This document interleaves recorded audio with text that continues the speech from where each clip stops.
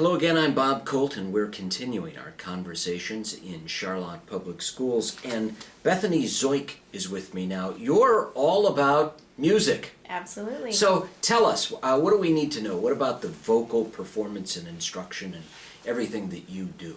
Well, this is my second year here at Charlotte, and I am very, very excited to be here.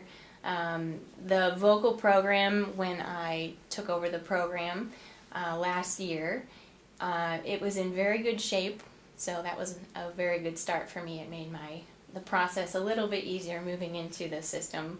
The vocal program right now, we're at about 130 students at the high school, and I also have the privilege of teaching the middle school choir as well. So Bethany, what actually do you do? I teach them the proper techniques for vocal pedagogy, all of the vocal lingo, I guess you could say, the vocal how to basically sound good while you sing and look good while you do it. And how are the students in Charlotte? Wonderful. I've had a really good experience so far with the students. They're very hardworking, very eager to please, and they've been a tremendous help to me to make my transition very smooth. And so when students come into the program, what sort of expectations do you have for their performance? What do they need to do? Right away, I get them singing on the very first day, and especially in middle school, I think that's so important to grab them right away on the first day of school. And expectations for the kids when they come in to the program, I'm very big on sight reading skills.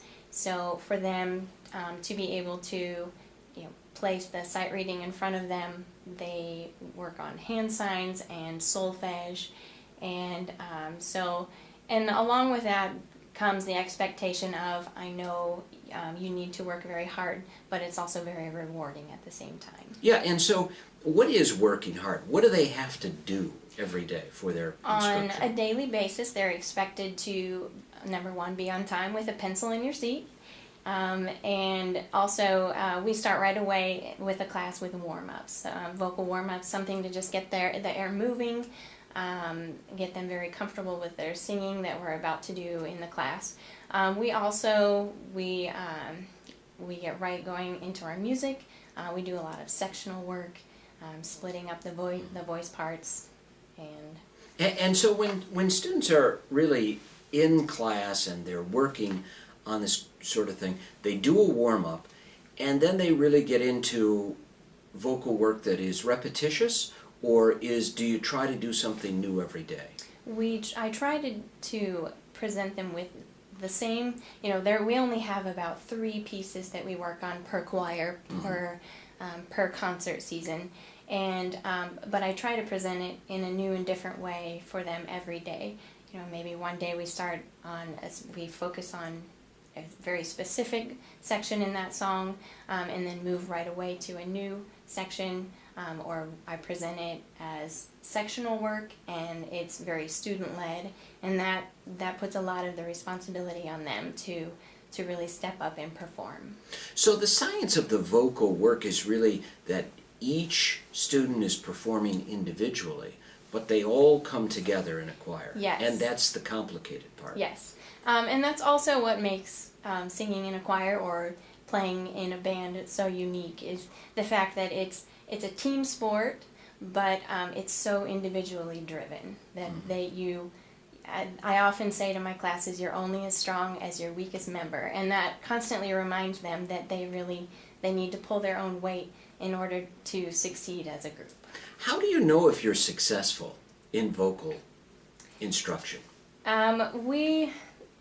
It's not the whole basis, it doesn't come down to this one specific thing, but one good factor to judge, I guess you could say judge our program, is each year we participate in the MSVMA vocal choral festival, and actually last year was the first year that varsity choir has ever gone in the history of Charlotte High School choir. So they receive a rating, and they're judged from 3 judges. So they're judged with vocal on the stage performance and also in sight reading. And So far, so good. So far, so good. Yes. Good. And so what do you hope to achieve? I mean, what are the goals of the vocal program? The goals for the vocal program, I would love to see the varsity choir start a tradition of attending this vocal festival every year. I think that is something that's really important in furthering their vocal education. And some other goals that I'd like to see for Charlotte choirs is growth all around. I would love Growth to see in size? Growth in size, yes. Okay. And so, even then, taking on more complicated tunes? Yes. Okay. And also, I'd like to see enough men in the group to be able to have a men's choir. And we already have a women's choir, but I'd love to see enough men interested in choir to start a men's group. Well, so what do you do to get young people excited? It's all about your presentation and how you present the music. You know, if you hand them a Renaissance piece of music, to them it's probably not the most exciting piece that they've ever heard, but it's all about how you present it. Yeah. But it must sound good, the Yes. Renaissance music. Yes. And that's part of what keeps them coming back for more is the fact that, you know, you work hard, we sound really good, we're successful, and they like what they hear, so they hope to come back. And so you can pick some contemporary things, and students seem to be more engaged? Yes and no. It's an interesting mix. My more advanced class, chorale, they tend to really lean towards the more classic Renaissance style pieces. But overall, I'd say that each of the groups, they really like that pop music. Yeah. And either way, it has to be challenging for them. Right. Correct. And our May concert, the cabaret, which I believe this year's our 31st annual cabaret, that gives them a chance to perform all of that popular music that they really love. We'll talk about some of the big performances that are coming up Sure. this year. Sure. What's the schedule and what are you looking for? Well, we've already had our fall concert, and the next thing that we're working really hard for is our holiday concert. That'll be coming up in December.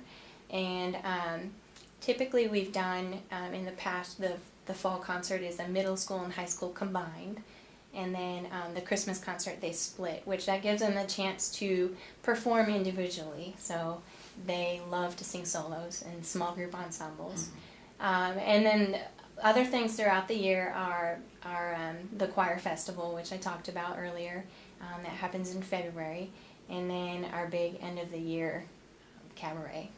And so do students really focus on their individual performance in the classroom, or do they have to practice a lot outside the class? There is outside of class practice time. I usually, we don't really deem it homework per se, But it is. But it is, yeah. yeah. So there is time outside of class that I expect the students to really work and better prepare themselves vocally for the next day.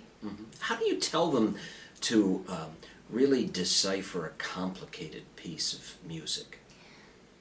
Honestly, the best tool for me has been we've been using a lot of the iPads, and it works well at home because they're able to find other recordings. They can critique the recordings. What did they like? What did they not like about the piece?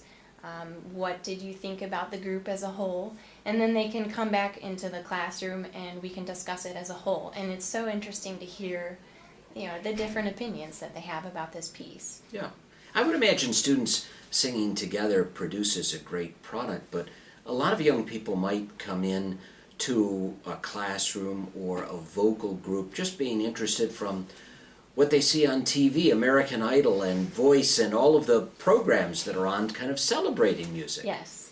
Yeah, and I think we as a whole, as in this nation, have seen a definite influx in vocal interest because of these shows, American Idol and X Factor. So it gets people talking about singing, and even though we're not singing all of the exact same music styles, but it really gets them interested vocally.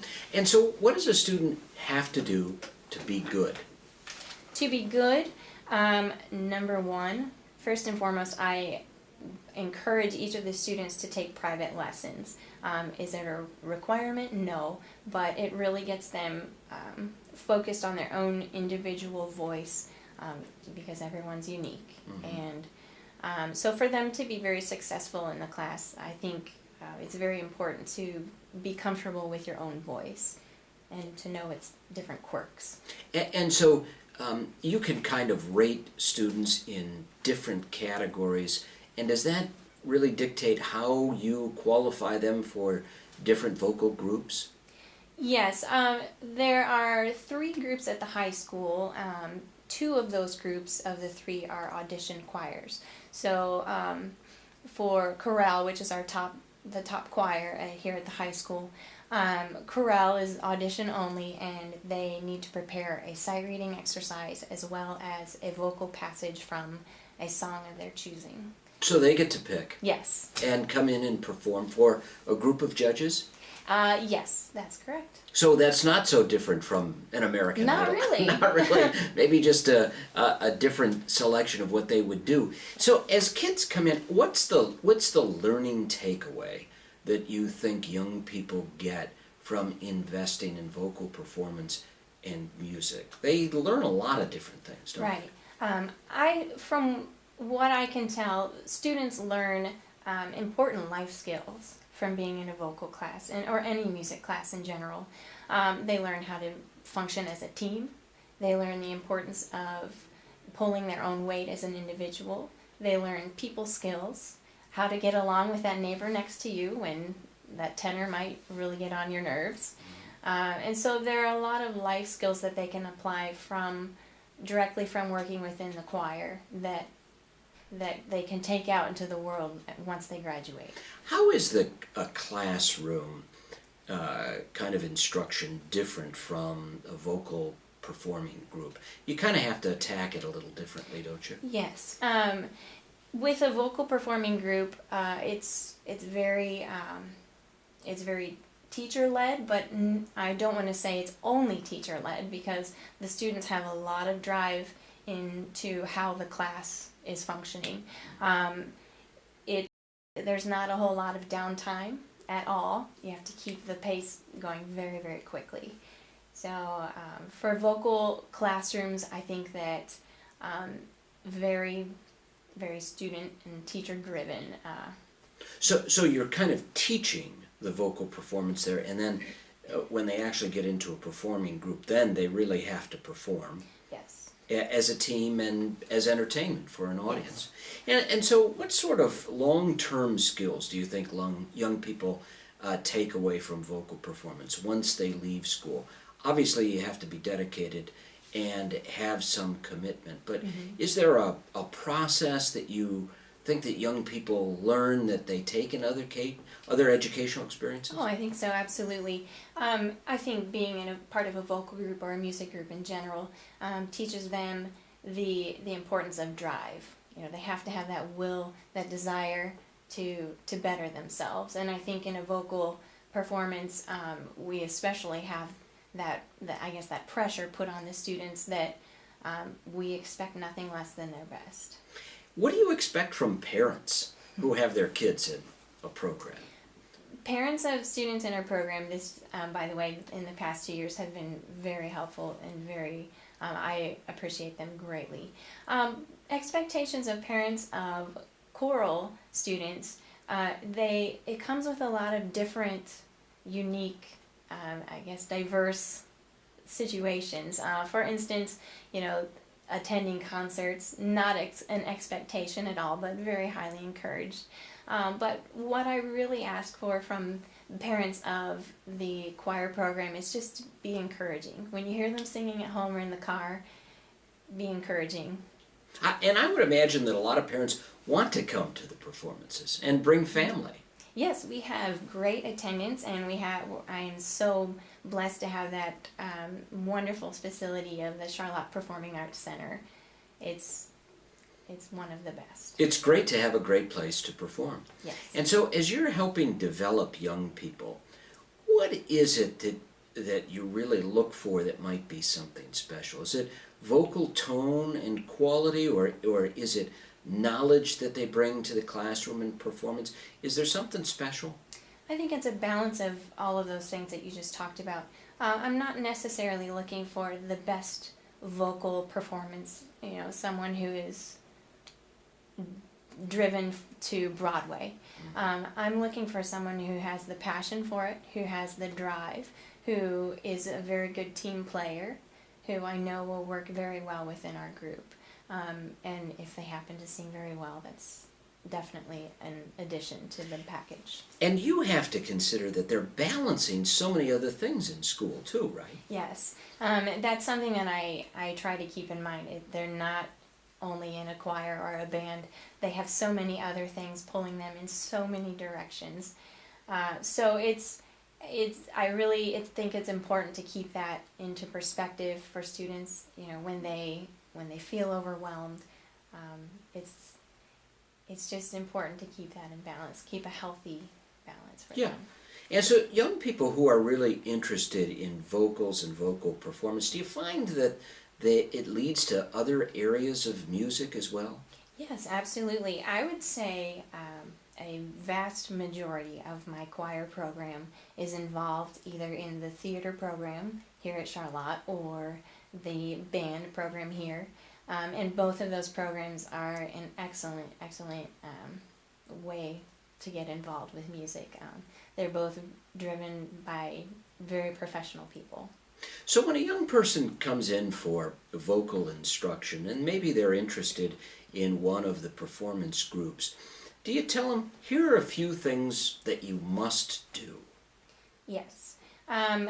Prerequisites, I guess I could call them, for vocal class is number one, have that drive that I was talking about earlier. Number two is to have just a little bit of musical background. I am so thankful for the upper elementary and the elementary music teachers. And even at the middle school, I know Miss Detkin and Mr. Granda work very hard to instill that musicality in our young kids. And it really shows once they get to high school. And musical education it sort of builds on itself year after year, and students kind of know something based on their experience and move on to the next thing. It's challenging for young people, isn't it? Yes. Music is a gradual process. It's not something that you can very easily jump into and be completely perfect. It takes a lot of practice, and it takes a building the knowledge that set of skills from early on. Do you think that a lot of students who come in who might not know much about it, do they have interest in music and vocal performance after high school? Yes, I would say so. We have a number of students who have graduated from Charlotte, and they've gone on to vocal performance, music education, and they've become very successful members of society. And it's something to do for fun, or maybe they want to make a profession, but that's a very small amount. You don't really teach for the professionals, do you? You teach it for the students at the high school level to all be involved. Right. And I think that's the beauty of music is whether it's a hobby or it's your profession, it's something that can be enjoyed by all. Yeah, and enjoyed by the participants and also the people who listen. So what are your goals? What are you going to do with the vocal program? The vocal program, in the next few years, I'd like to see it, number one, progress and grow. Number two, I'd like to see it get more involved with some joint concerts, maybe with the band program. I'd like to see more involvement from the middle school and high school combined, and I've been slowly working on that with the combined concerts, but I think it's neat for the middle school students to see those high school students performing on stage, and they understand how they're supposed to behave, how they're supposed to sound, and they're great role models for those middle school kids. Well, Bethany, you've explained a lot in vocal performance in Charlotte Public Schools. We appreciate your time and energy. And I'm Bob Colt. We'll continue our conversations in Charlotte Public Schools.